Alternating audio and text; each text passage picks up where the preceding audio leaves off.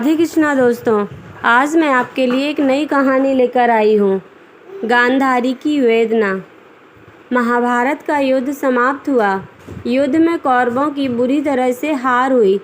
गांधारी अपने पुत्रों के शोक में व्याकुल थी। श्री कृष्ण ने गांधारी को समझाते हुए कहा कि माता, युद्ध तो निश्चित ही था। जो चले गए उन पर शोक मत करो, बल्कि जो हैं उनको स्वीकारो। भूतकाल तो दुख का कारण बनता है। कृष्ण की बात सुनकर गांधारी विलाप करती हुई बोली, कृष्ण, तुम जाओ। तुम नहीं समझ सकते कि एक माता की ममता और पुत्र शोक की पीड़ा क्या होती है। तुम खूब ज्ञान की बातें करते हो ना। एक बार जाकर अपनी माँ देवकी से पूछो कि पुत्र वियोग का दर्द क्या होता है। पूछना देवकी से कि कैसा लगता था जब मामा कंस उसकी संतानों की निर्मम हत्या कर देता था। इतना कहकर गांधारी दम से धरती पर गिर जाती है। कृष्ण उन्हें संभालते हैं और उनके नेत्रों से बहती अश्रुधारा को पोंछते हैं।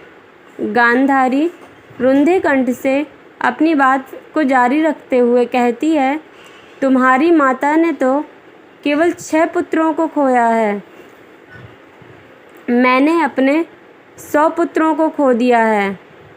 100 पुत्रों को, कृष्ण ने समझाया। परंतु माता, कौरवों ने जो रास्ता चुना उनमें उन सब का पतन निश्चित था।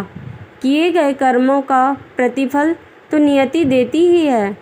गांधारी अश्रुपूरित नेत्रों से देखती हुई बोली, पुत्र चाहे सदाचारी हो या दुराचारी, माँ की ममता पर इसका प्रभाव नहीं पड़ता।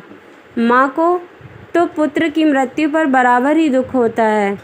हे केशव, तुम कभी माँ बनकर देखना, तब तुम्हें पता चलेगा तुम्हारा ये गीता ज्ञान ममता के आगे कितना टिकता है। यदि मोह ममता अज्ञान का परिचायक है तो तुमने इस मोह के संसार की रचना क्यों की। बना लेते अपना ज्ञानियों का संसार।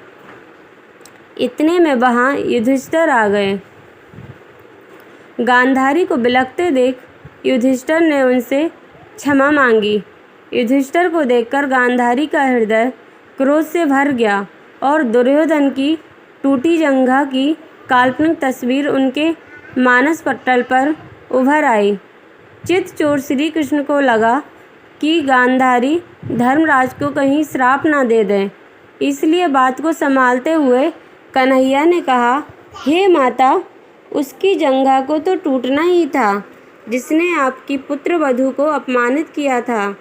चीरना आवश्यक था उसकी छाती को जिसने द्रौपदी के केसों को खींचने की धृष्टता दिखाई। इन सब का विनाश निश्चित था और आवश्यक भी, अन्यथा इनके कृत्यों को मानव आदर्श समझ बैठता और ऐसे ही हिंसक कार्यों को अंजाम देता जिससे एक सभ्य समाज की कल्पना अधूरी रह जाती। इसलिए हे माता, शोक मत करो। धन्यवाद दोस्तों। अब मिलते हैं हम अपनी अगली कहानी के साथ।